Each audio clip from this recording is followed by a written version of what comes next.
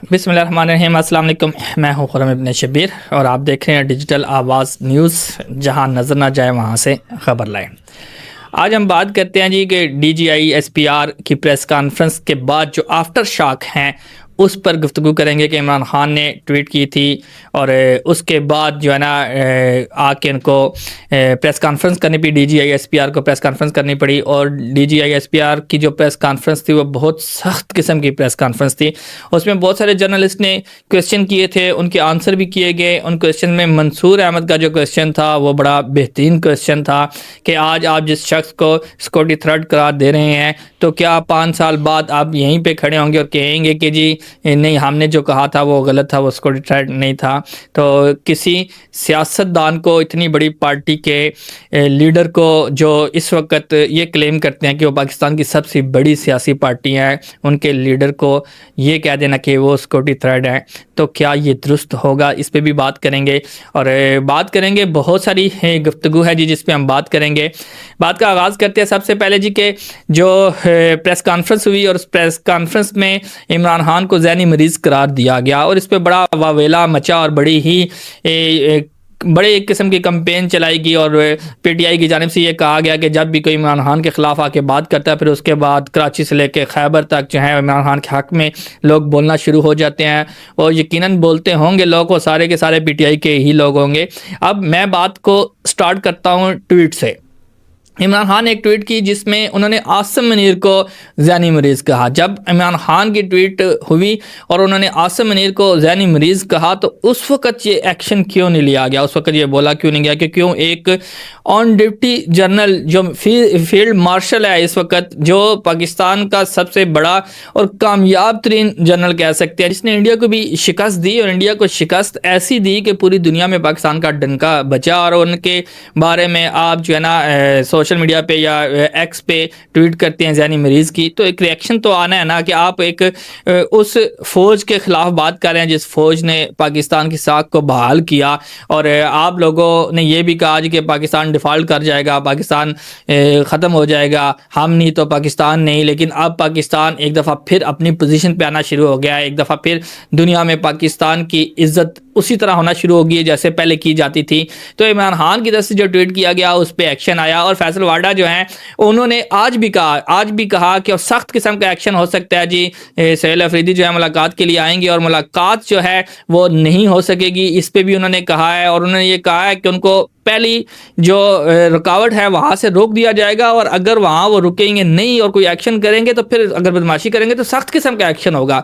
ये उनकी तरफ से सोहेल वाडा साहब की तरफ से ये बयान दिया गया। और सोहेल वाडा साहब हमेशा फैसल वाडा साहब माफ़ करता हूँ कि फैसल वाडा साहब जो हैं उनकी तरफ से सख्त किस्म का बयान आया और ये हमेशा जो है ना फ़ौज की हमायत करते हैं और फ़ौज की तरफ से जो मतलब कि वो कहते हैं जी कि फ़ौज जो है वो पाकिस्तान को रन कर रही है। और उनका कहना यह है कि फ़ौज जो है वो पाकिस्तान की सालमियत पर काम करती है और पाकिस्तान को सपोर्ट करती है, तो हम फ़ौज के ख़िलाफ़ क्यों जाएं, फिर क्यों बात करें इस तरह की।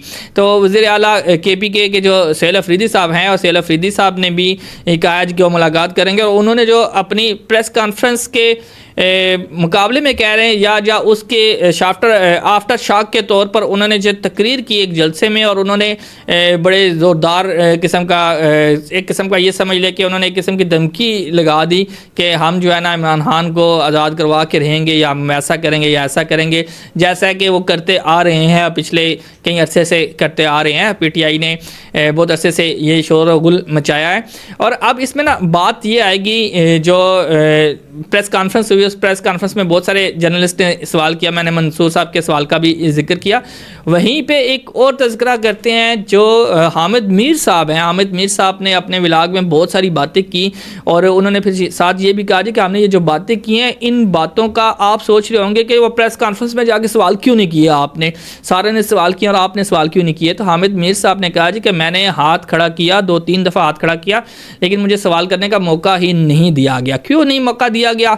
क्योंकि हामिद मीर साहब, मैं समझता हूँ कि इस वक्त वो बिल्कुल ऑन द स्पॉट बात करते हैं और वो जो बात करते हैं वो ठोस और हकीकत पर मबनी होती है, और हमेशा ऐसा होता है कि वो जिस वक्त कोई भी हुकूमत हो, जिस वक्त वो बोलते हैं वो हक़ाइक़ पर बोलते हैं। और उन्होंने एक पूरी तफसील बताई, और आर्मी की तरफ से ये जो प्रेस कॉन्फ्रेंस की गई है, उस प्रेस कॉन्फ्रेंस में ये कहा गया है जी कि हमें सियासत से अलग रखा जाए। और इस पर भी बात की गई पीटीआई की जानिब से कि वो हर दफ़ा सियासत में मुदाखलत करते हैं और हर दफ़ा कहते हैं जी कि हमें सियासत से अलग रखा जाए।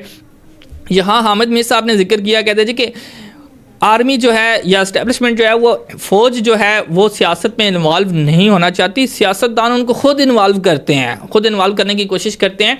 और उसमें ये भी तज़किरा उन्होंने किया जी, उन्होंने ये कहा है जी कि जिस वक्त कोई भी एक्सटेंशन दी जाती है या जब कोई भी प्रमोशन की जाती है, उस प्रमोशन पर क्या नतीजा आता है, उस पर एक पूरी तफसील उन्होंने बताई। मैं भी आपके सामने रखता हूँ। जनरल अयूब से बात करते हैं हम। जनरल अयूब साहब जो हैं, उन्होंने आउट ऑफ ट्रेन प्रमोट किया था, यानी कि उन्होंने जैसे एक सीक्वेंस होता है, सीनियर बंदा आता है और उसके बाद जूनियर आता है, उसके बाद जूनियर आता है, तो इस पे ना इस बेस पे उन्होंने एक प्रमोशन की थी। उस वक्त defence secretary general Sikandar Mirza का बड़ा किरदार था इनको प्रमोट करने में। फिर बाद में अयूब खान ने सिकंदर मिर्ज़ा को उठा दिया गया। पहले अयूब खान को प्रमोट किया गया था सिकंदर मिर्ज़ा साहब की जानिब से, फिर सिकंदर मिर्ज़ा साहब ने जो है ना वो हटा दिया, खुद इक़्तिदार पर कब्जा कर लिया। फिर जनरल मूसा की बात करते हैं जी। जनरल मूसा जो है ना, उनको अयूब खान ने एक्सटेंशन दी थी। जनरल यक्षा खान की बात करते हैं हम जी कि अयूब खान ने फिर यक्षा खान साहब को आर्मी चीफ बनाया, फिर यक्षा खान ने अयूब खान को हटाकर इक़्तिदार संभाल लिया। अब ये देखते जाएं कि जिसने जिसको एक्सटेंशन दी या जिसने जिसको प्रमोशन दी उसके साथ क्या होता गया। फिर जुल्फ़िकार अली भुट्टो साहब की बात करते हैं जी कि 1976 में भुट्टो ने जनरल ज़िया को सीनियरिटी लिस्ट से हटाकर, यानी कि 7वें नंबर पर वो थे, उनको उठाकर आर्मी चीफ बना दिया था। बाद में क्या हुआ जी, ज़िया उल हक साहब ने इनके खिलाफ बगावत की। बगावत करने के बाद मार्शल लॉ लगाया, और मार्शल लॉ लगाने के बाद आखिर में उनको फांसी दे दी। फिर बेनज़ीर भुट्टो की बात करते हैं जी कि जनरल वहीद काकड़ साहब जो हैं, उनको 1995 में फ़ौज के अंदर एक बगावत हुई थी, जो जनरल वहीद काकड़ साहब ने उस बगावत को नाकाम बनाया था। फिर बेनज़ीर भुट्टो ने जनरल वहीद काकड़ साहब को एक्सटेंशन की पेशकश की थी। अब देखें यहाँ फिर सियासतदान खुद इन्वॉल्व हो रहे हैं कि उन्होंने पेशकश की थी और उन्होंने इनकार कर दिया था। ये मेरे ख्याल में, मेरी मालूमात के मुताबिक पहले ऐसे जनरल थे जिन्होंने एक्सटेंशन लेने से इनकार कर दिया था। फिर नवाज शरीफ की बात करते हैं जी। उन्होंने जो परवेज़ मुशर्रफ साहब की तकर्री की थी, और नवाज शरीफ साहब की बात करते हैं जी जिन्होंने परवेज़ मुशर्रफ साहब की तकर्री की थी। जनरल जहांगीर करामत साहब ने इस्तीफ़ा दिया था। उनके इस्तीफ़े के बाद नवाज शरीफ ने सीनियरिटी को छोड़कर जनरल परवेज़ मुशर्रफ को आर्मी चीफ बनाया था। बाद में क्या हुआ जी, परवेज़ मुशर्रफ ने नवाज शरीफ की हुकूमत का तख्ता उलट दिया। फिर उसके बाद खुद इक़्तिदार संभाल लिया। फिर जनरल कियानी को एक्सटेंशन दी गई। जनरल परवेज़ मुशर्रफ की जानिब से जो पहले उनको वाइस बनाया गया, फिर उसके बाद जो है ना वर्दी उतार कर इन्हीं को आर्मी चीफ मुकर्रर कर दिया गया। जब परवेज़ मुशर्रफ ने वर्दी उतारी थी तो फिर इनको आर्मी चीफ मुकर्रर किया था। फिर पीपल पार्टी ने जनरल कियानी को 3 साल की एक्सटेंशन दी थी। जब इनको एक्सटेंशन दी गई, फिर देख लें उनका क्या हाल हुआ। फिर नवाज शरीफ और जनरल राहील शरीफ के हवाले से बात करते हैं कि नवाज शरीफ ने दोबारा सीनियरिटी को छोड़कर जनरल राहील शरीफ को आर्मी चीफ अपॉइंट किया था, उनको मुकर्रर किया था। राहील शरीफ ने खुद को फील्ड मार्शल बनाने का मुतालबा किया था, तो इस पर इख्तलाफात शदीद हो गए। फिर क्या हुआ इसके बारे में भी आपको अच्छी तरह पता है। फिर जनरल कमर जावेद बाजवा साहब जो हैं, इनको प्रमोट किया गया, इनकी एक्सटेंशन भी दी गई। नून लीग ने, पीपल पार्टी ने और इन्होंने मिलकर एक्सटेंशन दी थी जनरल कमर जावेद बाजवा साहब को।